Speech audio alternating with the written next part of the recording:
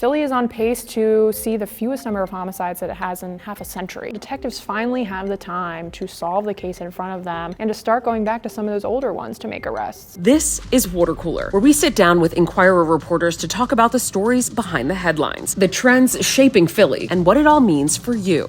Let's get started. Today we're at the Water Cooler with Inquirer crime reporter Ellie Rushing to dig into her reporting that says Philadelphia detectives are solving homicides at a rate that is the highest in 40 years. So Ellie, thank you so much for being here. I am curious how we got here so quickly. Yeah, I'm really excited to talk about this. Thanks for having me. You know, when I came onto the crime beat in 2022, this was at the height of the city's gun violence crisis. People in Philadelphia were being shot at a rate that we had never seen before. And so between 2015 and 2022, Philadelphia police were only solving about 50% of homicides. Wow. And it bottomed out at about 41% in 2021. Wow, and now we're at twice that? So yeah, this year the homicide clearance rate has hovered between 86 and 92%. And Philadelphia police are making arrests more quickly. About a third of the arrests they've made this year have been within the first week. A few years ago, it was only about 15% of those cases. What is contributing to this extraordinary jump in the clearance rate? You know, there's many reasons why a homicide does or doesn't get solved. But through my reporting, I found 5 main factors, I would say. The first of which is simple math. Philly is on pace to see the fewest number of homicides that it has in half a century. And so what that means is that when there's fewer killings overall, even just fewer total arrests will boost that clearance rate. The next is just time. With violence going down, detectives finally have the time to solve the case in front of them and to start going back to some of those older ones to make arrests. How many cases per year do detectives need to work through now than they did before? I mean, 4 years ago, a detective could get 15 cases in 1 year. That's double the Department of Justice's recommended caseload. This year, they're having like 5 to 6. Is that at all in part because the department has increased staff, or is it really just because there are less homicides happening in Philadelphia?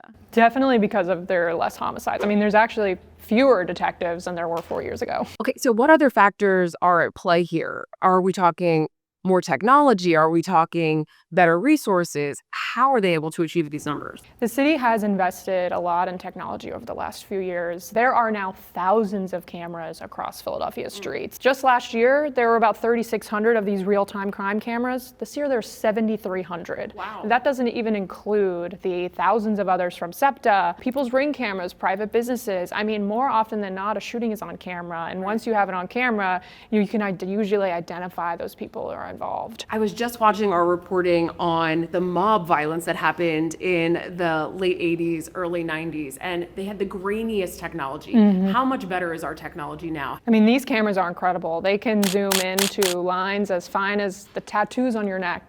One police commander was telling me how, like in the 80s, when a police officer was shot and killed, they had to take the box of this video camera down to Quantico to have it extracted and blown up. Now they could just look at it on their phones, basically. That's incredible.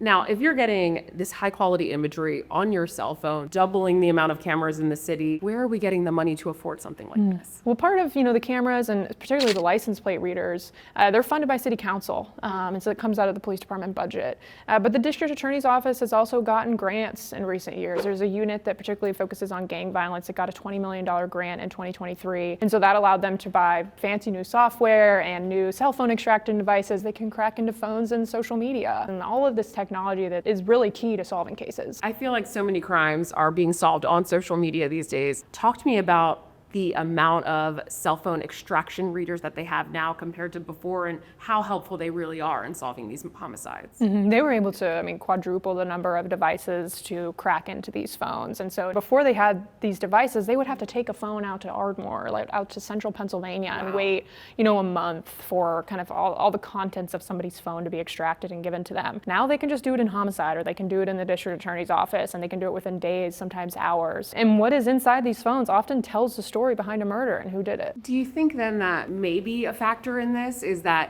with the extra resources that detectives are getting, maybe they even feel better about their job and more motivated to solve more cases quicker? Detectives said that morale has definitely improved.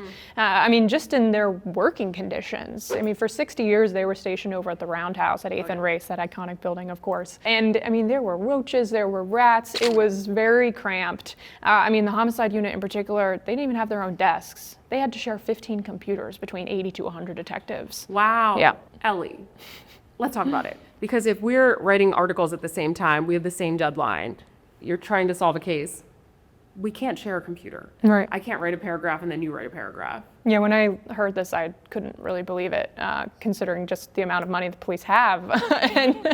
and so they would sit and they would wait. You know, the detectives would come in after working all night. I mean, they're sometimes clocking 24-hour shifts, and they would have to come in and wait for the person in front of them to finish using the desk, and then they would have a space to work. That's incredible to me. So even with all of the technology resources that we have now, with the better morale, with the extra time that police officers have to solve these crimes, there are people getting shot and killed every single day. And that makes me think about those families that might not have their case solved. And so how are Philadelphians feeling about a statistic like the homicide clearance rate doubled in the last 4 years? One of the most striking things to me when we, did this analysis was that there are upwards of 800 killings just between 2020 and 2023 that are still unsolved. I mean, that is a staggering number. That is thousands of people in Philadelphia who are trapped in this purgatory of grief, whose anger is unresolved. And that not only affects your physical and emotional health, but also your relationship with the Philadelphia police. Communities trust in police, right? They feel like their cases don't matter and that no one cares about their loved one. I think, though, that the progress made this year is helping to repair those relationships. And so now I think the department just has to find a way to go back to a lot of those cases. They're not that old, and how can we more strategically go through them and get those families justice? One of the most high-profile cases that we've been talking about in Philly lately is the Kata Scott case. And I'm curious how all of the elements that you talked about today played into the suspect in her case being apprehended so quickly. I mean, all of the new technology that the city has invested in recent years played a role in police arresting the man they say killed Kata Scott. They used license plate readers to track his car. They used surveillance cameras to trace his movements that night. And then they used cell phone tower data to place him, apparently at these scenes where this crime was taking place. This is just one example of how these tools are used every day. Ellie Rushing, thank you for joining us here today at the water cooler. Thanks for having me.